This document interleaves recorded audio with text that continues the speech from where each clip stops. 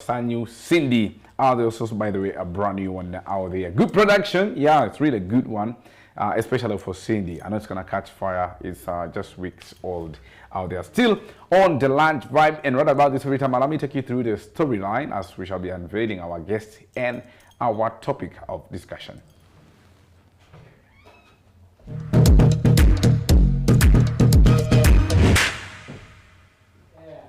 Always Fridays, we talk about money. If you love money, I dedicate Fridays directly to you, and especially with my amazing guest, that is Henry Otim, who normally brings in good lectures for financial discipline, financial literacy, and anything actually concerning money out there. Welcome to the show. National Coordinator for Catholic Schools Youth Ministry International, Uganda. Department of Education. I think it's quite a mouthful. October, happy new month. Oh, thank you. The month of many things. 3 days old from the new month. What do you think October is going to be full of? Looking at the atmosphere, what is happening? I think it's a very, very busy month. We look at days like 9th of October coming in. Yeah, 5 days to go. Yes, it means there's a lot of preparation taking place. Okay. Money is exchanging hands. Yeah, and also the political wave that has kickstarted officially. Yes, in fact, this is an atmosphere where those with entrepreneurial minds can actually see the kind of fever and hype and make use of this. I've seen in the past elections, people can even dance before a candidate get money. It's coming. The money is coming. I was closer going to ask you. you that looking at money before we actually start officially. Looking at politics of Uganda right now, do you really think you can easily win people's hearts without money, giving them money today? Well, and do you think it's right? When we talk of politics, I'd like to look at it from the business perspective, and I would say that when we say that customers are irrational, you know, sometimes they make sentimental choices, and so that can also be with politics. Sometimes this is a whole burden and a lot of things to synthesize and understand. You're asking me to give my vote to someone whom I have probably not met or interacted with deeply. It's not very easy, you know, and who has spoken to me a couple of times only. Anyway, let's stick to our part. Okay, coming back to our main topic of discussion, money. And principles of money in relationship to Bible lines and probably scriptures out there. And we are on principle number 3. Yes. And principles, as we talked earlier on, these are actually, I should say, principles sometimes are hardly negotiable. You can negotiate. When you set it, unless you're amending it by introducing another one. And it should really be informed by probably scientifically or probably natural law or something like that. Okay. Yes. So today, what is the third principle we are looking at when it comes to principles of money in line of Bible, day-to-day life? Yes.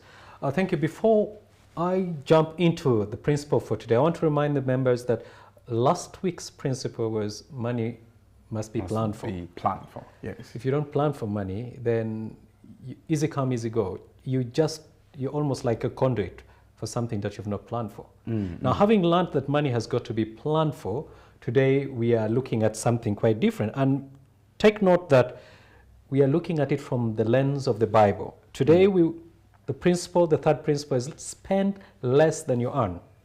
Spend less than you earn. Yes. Okay. Spend less than you earn. A typical example is, just imagine you earn 100,000 shillings. How can I spend less than in a month? You remember we talked about budgeting last time?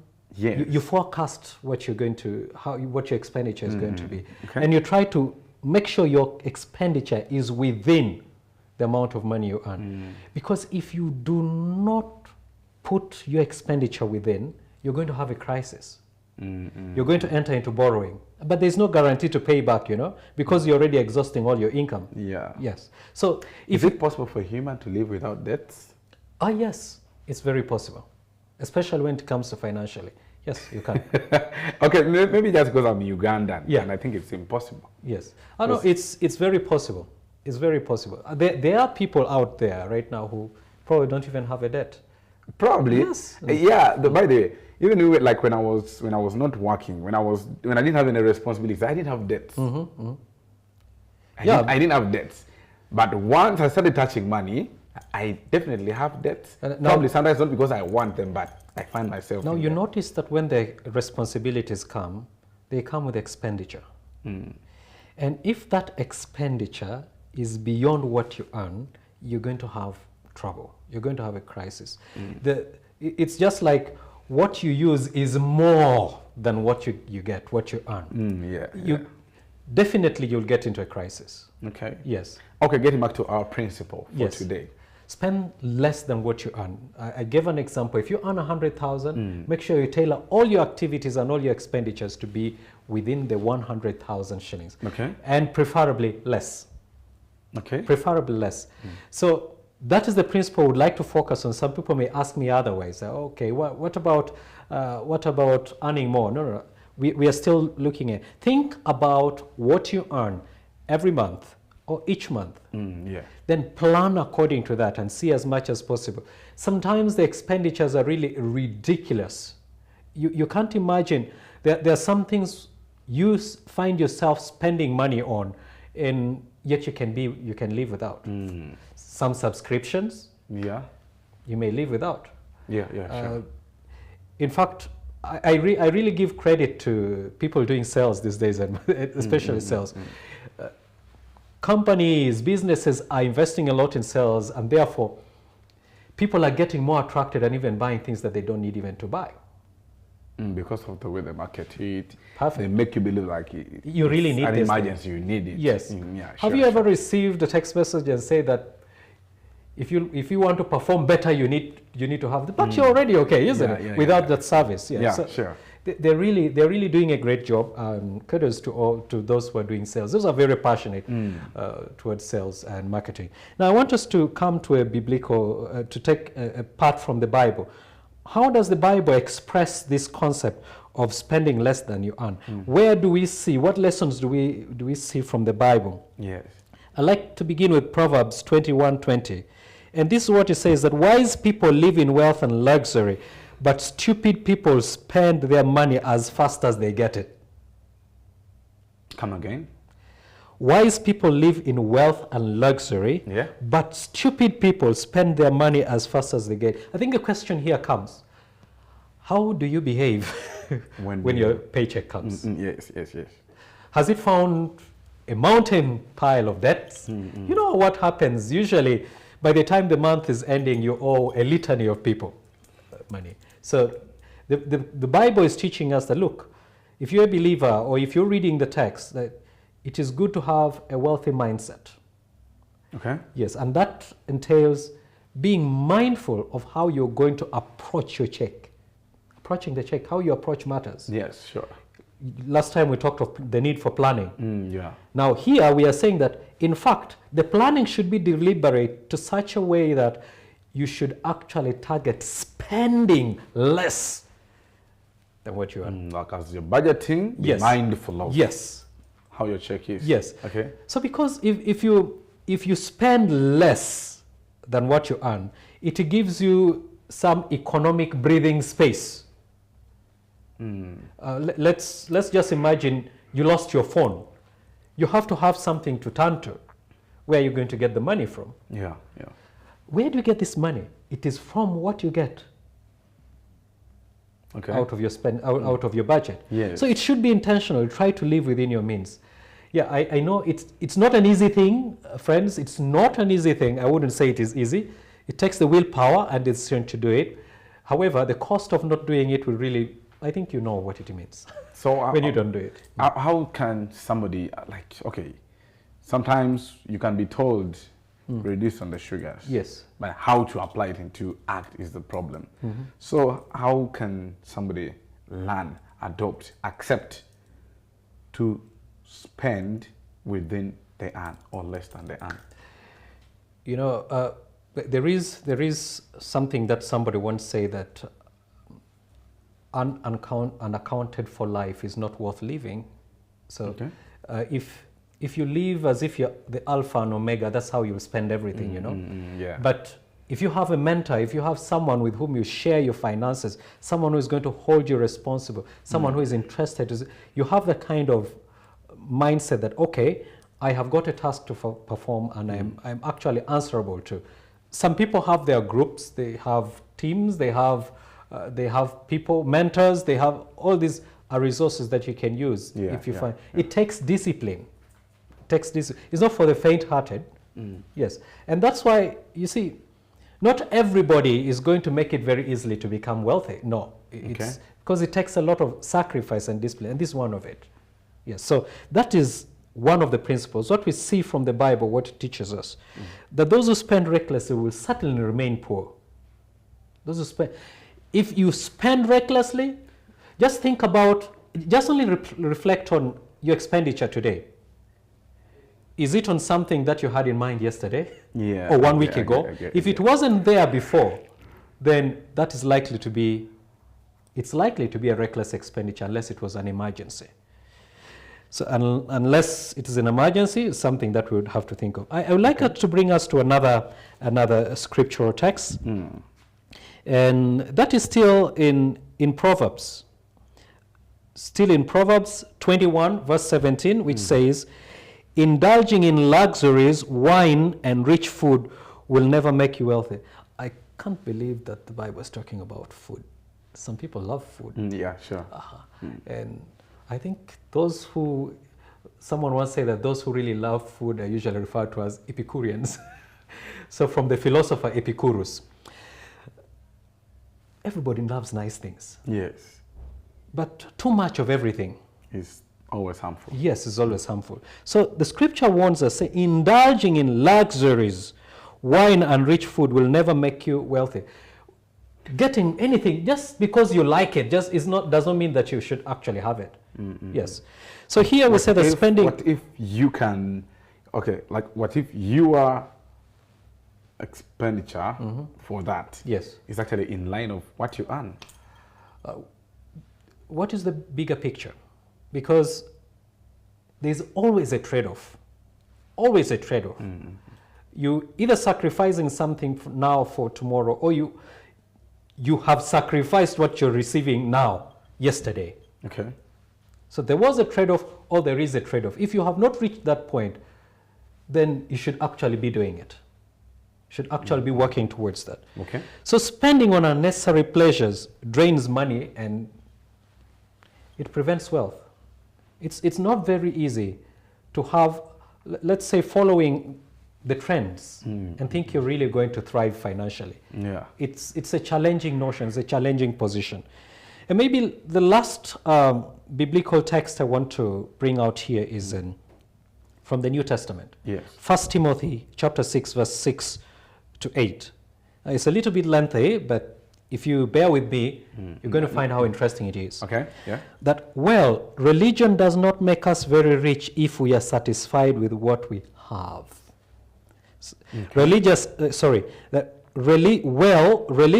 does make us very rich if we are satisfied with what we have. Religion makes us rich? Yes, if we are satisfied with what we have. Okay. And it continues. What did we bring into this world? Nothing.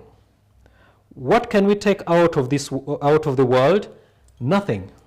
So then, if you have food and clothes, that should be enough for us. You realize the scripture is talking of basic needs. Yeah. Now, let us look at our expenditure now that September is gone. Yeah. When we sit down and do an accountability for what it was like, what was our major expenditure on? Was it on basic needs? Or maybe luxuries? Or just wants? Okay. I think that's a big question for us. Sit down and reflect. Check on your expenditure for last month and ask yourself this question. The bulk of your expenditure, or most of it, or all of it, what was it on? Was it on basic needs, or was it on other needs, I could say, other ones? Yeah. So, because sometimes you may notice that you have done a lot with the wants, and you're getting trouble with the needs, the basic needs. Yeah. So to understand the difference between your need and want is a wise thing. So the basic needs are those things that we must really have. For us to keep walking, we have to have. For us to keep surviving, we have to have. Things like food, you need to eat. If you don't eat, you may not see the next day very well. Yeah, sure. It's Probably, a basic need. Yeah, it's a basic need. Think about clothing. Unless you're mad, or insane, you can't to walk. Yeah, sure. Yeah, it's quite difficult. Okay, medication. Once you're sick, you can't say that, oh no, sickness. I haven't received my paycheck. Yeah, you can't do that. Sure. So it is important to look out for the basic needs first. Then you can probably see how to balance with the rest. Yes, balance with the rest. But always ensure that your expenditure is less than what you earn. If you earn from several sources, combine them and say my expenditure should be less than this. So being content with the essentials of life prevents overspending and debt. Okay. I love this statement that some wise person once said, that he was talking of those who want too much of money.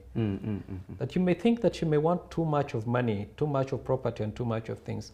But the day you will get someone who does not put a lot of value on that, that's when you realize how poor you have become. Okay. So what does that mean? Does it mean, okay, you might have, but you might not be having the person who gives you direction? What it would mean here is that it is still stresses on our focus on the essentials, on the basic needs.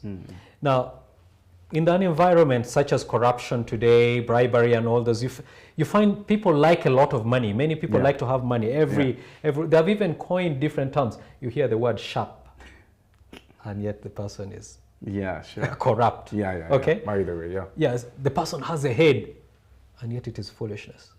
All it has been turned upside down. So just imagine that.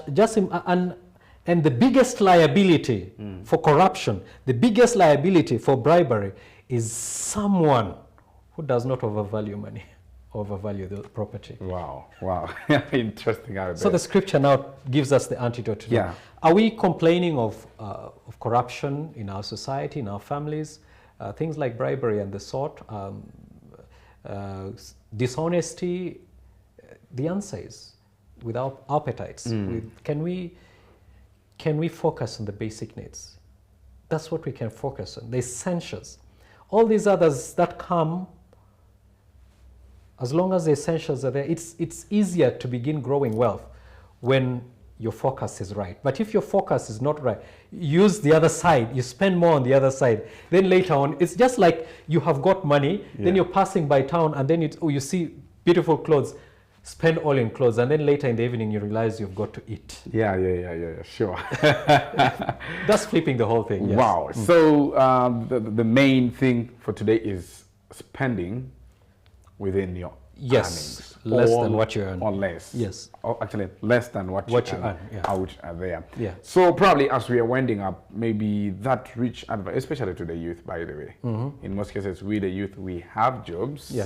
But just like you said, there is nobody to give you direction. Okay, like I think you need to invest, save, or do this. As we're finalizing. Thank you very much. And dear viewers, that is the reason as to why we have sessions like this and we have these moments. Yes. You may not have somebody who is really so much concerned about your finances. You could feel you're so much alone. You could feel you're so much isolated. But in a community like this, we care about your well-being and your financial growth. True. And that's why we bring you this advice, we bring you these principles, we share with you the best. Okay, next Friday we shall be looking at another principle. Yes. And in case you are probably watching this for the first time, go onto our YouTube channel, that is Uganda Catholic Television. You can actually watch the previous episodes that we had on principles of money. And this one especially comes on every Friday, still on the launch. But thank you so much and happy new month. Mr. Henry. Thank you. The pleasure is mine. All right, Yeah, let's thank go you. for let me say let's go for a very short one, musical break. When we come back, I have gentlemen, youth that are going to be discussing with me still about let me say environmental reservation as a youth, how you can participate, or maybe how you can also get started in case you've been reluctant on this, because we are so much of technology and we're forgetting about things that surround us every time, like trees, our environment, the air that we breathe, and all that. So for now, let's go for this one. We shall be coming back.